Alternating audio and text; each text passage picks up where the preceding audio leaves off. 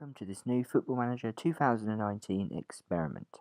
In this experiment, I have decided to put all the assistant managers in the Premier League into the position of manager. As you can see, at Arsenal we have Steve Bold in charge.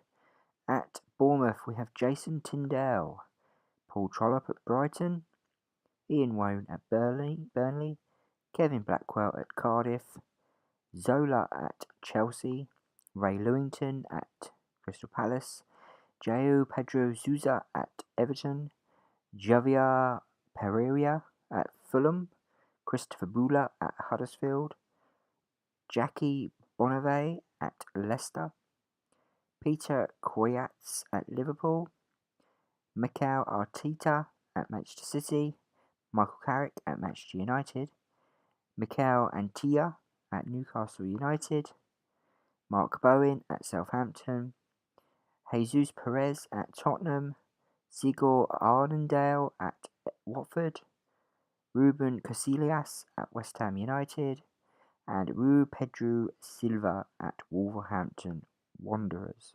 So what I want to do is I want to see if any of these managers can last the season, and I want to see how well they do.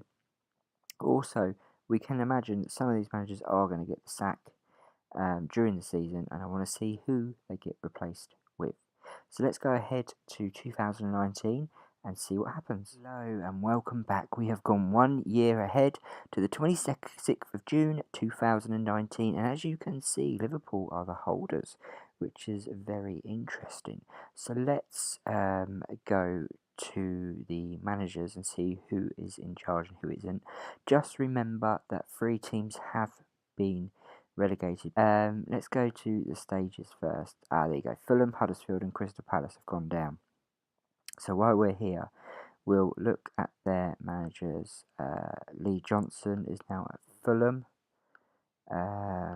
Huddersfield, they have no manager at the moment. And Crystal Palace, didn't mean to do that. Sam Allardyce is in charge. Okay, and as you can see, Liverpool won the league. Tottenham came second, Chelsea third, Manchester United fourth, Manchester City fifth, Arsenal sixth, and Leicester seventh. So let's go back here. Go to Arsenal. We'll start there. We'll go to overview and see who's in charge. Leonardo Jardim, new manager at Arsenal. Go to Bournemouth. Jason Tindall is still there. Paul Trollope is still at Brighton. Ian Wont is still at Burnley. Kevin Blackwell is still at Cardiff. Zola is still at Chelsea. Sousa is still at Everton. Jackie Bonave is still at Leicester. Peter Koyats is still at Liverpool, of course, because they've won the league. Pep Guardiola is back at Manchester City. Michael Carrick is still at Manchester United. Marcelo Bielsa is at Newcastle United as manager. Sheffield United didn't take part at the start of this. Or did Stoke. Tottenham have still got Jesus Perez. Watford have got Sigurd Arnauld still. West Brom weren't involved. West Ham have got Ruben Casillas still.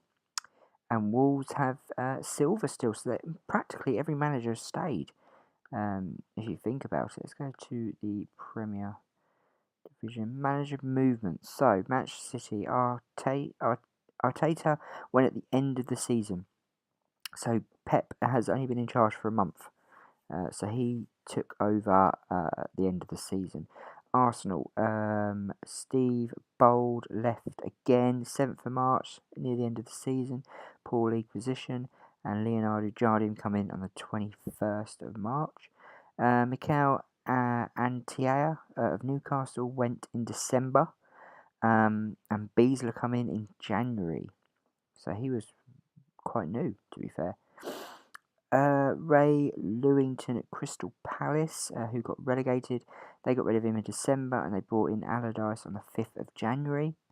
Huddersfield got rid of Christopher Bula because they obviously got relegated in the end of the season and they haven't replaced him. Fulham got rid of Javier Pereira again because they got relegated and brought Lee Johnson in. They got rid of him on the 1st of March, so 2 months before the end of the season. Lee Johnson could not save Fulham from the drop.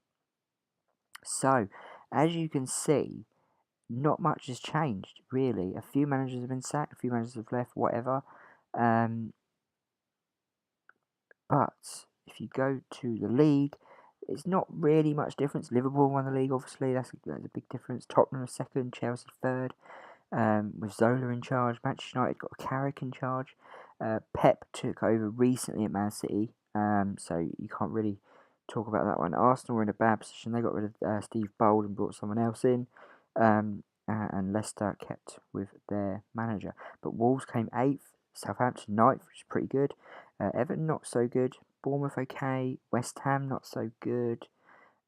Newcastle, Beasler coming in January, if I remember rightly, still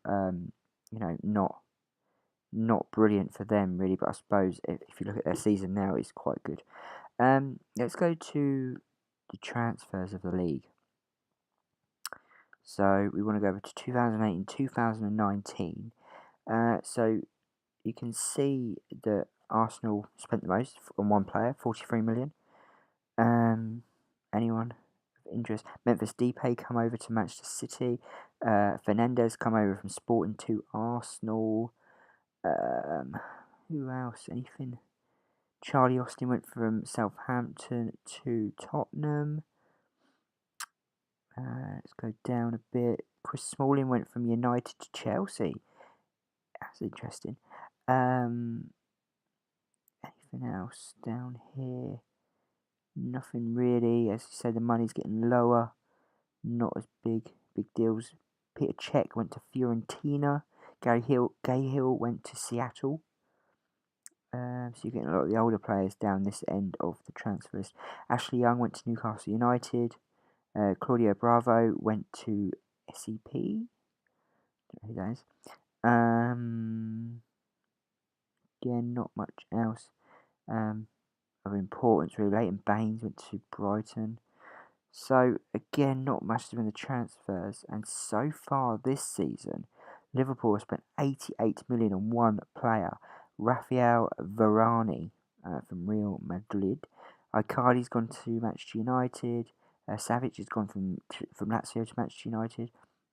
They've spent 84 million on one player and 76 million on another. That's Michael Carrick in charge there.